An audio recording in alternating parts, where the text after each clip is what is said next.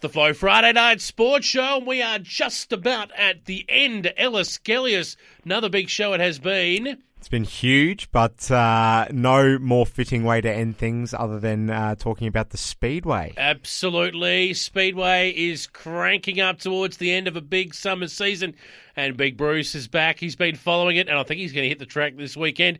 Brucey, how are you, mate?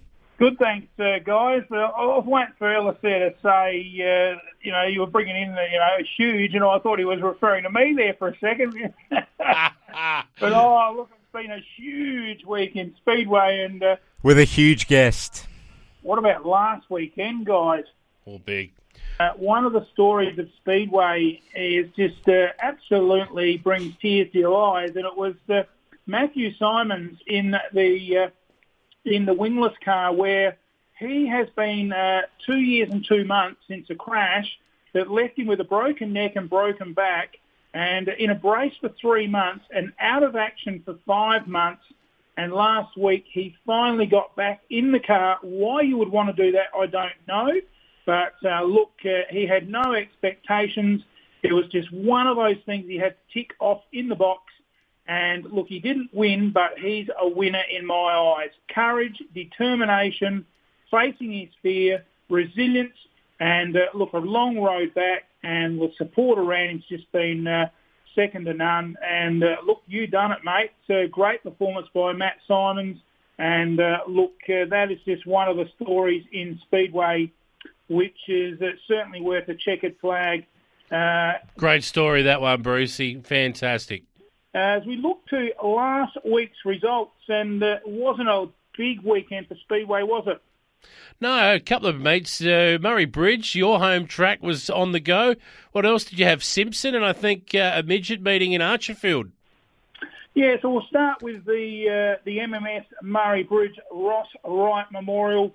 Look, it was just one of those races that brings tears to Ryan Jones's eyes. And for all the reasons, because he has a real support from the Wright family, getting his car racing each week. And look, he'll be the first person to tell you that, the support from the Wright family. But he had tears last weekend because he just couldn't get the thing fired up. And he pushed it out and it went, but it just wouldn't get any speed up. It was a fuel problem. And in the end, he managed to get it going for the feature. But because he hadn't qualified any points, he had to start from the rear of field. And what a drive from Ryan Jones. He finished up, boys, getting in 5th place, which was a tremendous effort, considering everything had gone wrong in the night. So the winner of the event, the Ross Wright Memorial for 2021, was Matt Eagle in the Brown-owned car by the boys out of Whyalla. And in the S52, Matt Eagle got the chocolates from Brad Keller in the S19. A great performance by Brad in the S19, getting runner-up. David Murcott in the contracted Downing Brothers S97, which is the car Matt Eagle used to drive. He came in 3rd place, and good commitment from Murky coming over from Victoria to run the SA car at Murray Bridge and getting in victory lane. So Eagle, Keller, Murcott, and good performance by Ryan Jones coming from the back of the bus after an awful night with fuel issues and firing issues, and he finally got it to run in the feature and just couldn't get the job done for the Wrights, who are a very close family name to his heart. But yeah, it was a great event and a good crowd. Attendance for this one. We went to this one, and a good crowd in attendance for some really good racing over the night. The 360s Simpson in Victoria, Brucey. Tell us what went on there.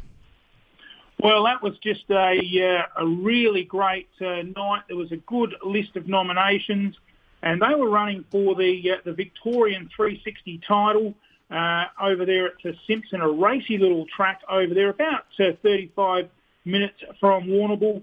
And this one was taken out by Brenton Farrar in the V34. Look, he's a gun driver in this size competition. The 360, of course, down from the open competition, which is 410.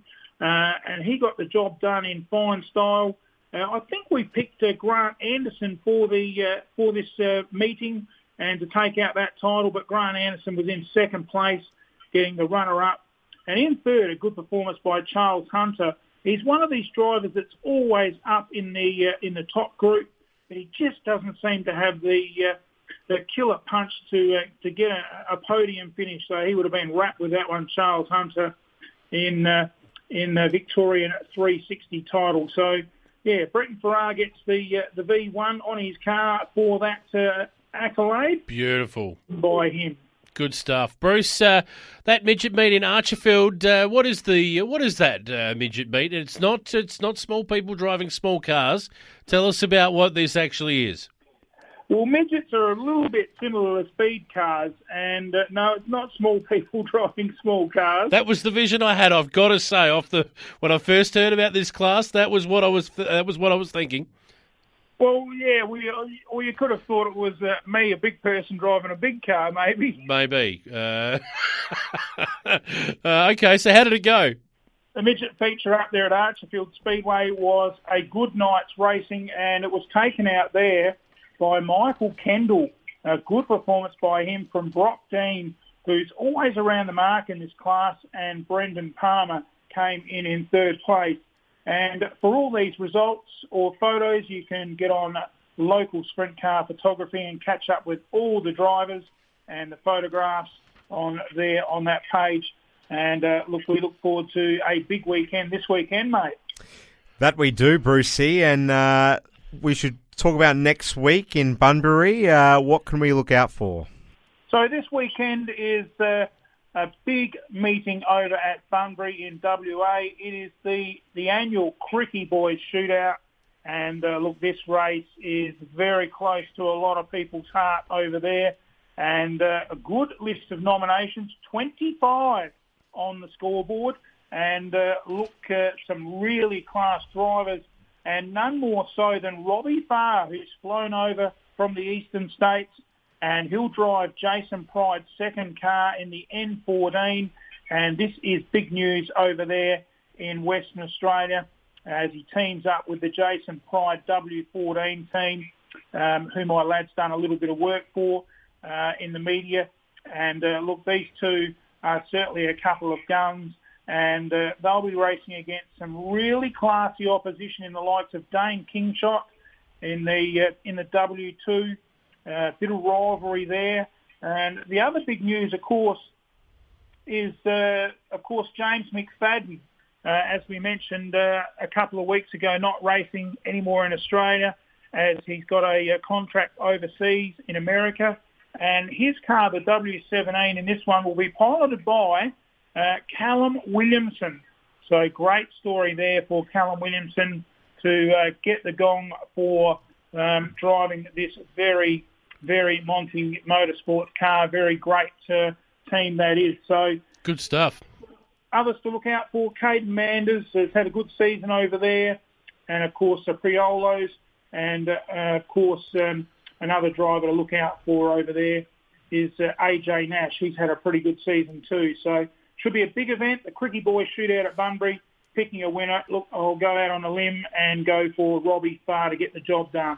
All right, Bruce, tell us what you'll be doing down in Warrnambool this weekend. I believe you guys are heading down there for a look. What's happening? Well, we might. I think we might take the umbrellas with us, mate, because usually if it works reverse psychology. If we take them with us, it won't rain. If we leave them home, it probably will. So, they are forecasting some rain. Let's hope it stays away and we get the meeting in. It is a big meeting. It's the Victorian Sprint Car title. So it's the 410 Victorian title. Of course, 410, the larger class, where they bore the pistons out, as we've mentioned on the program before, to 410 cubic inch. And it gives them that little bit extra power. Like about 900 horsepower, if you don't mind. And these guys are just crazy. They get on this circuit at Warrnambool and they can get speeds of up to around the 140, 150 kilometres an hour. So they are really hiking and they really do put everything out on the track to get the victory. Looking at this one, of course, Jamie Veal got the job done a couple of weeks ago, so he'll obviously go in favourite at this one on his home track. Ryan Jones, he'll be heading down there, so we might even run along the Princess Highway with Ryan and give him a bit of a wave. So he'll be on the way down there. So good to see Ryan Jones. Hopefully he's got those problems with the car sorted out. Never underestimate guys like Grant Anderson and Darren Molyneux. These blokes know how to win these races.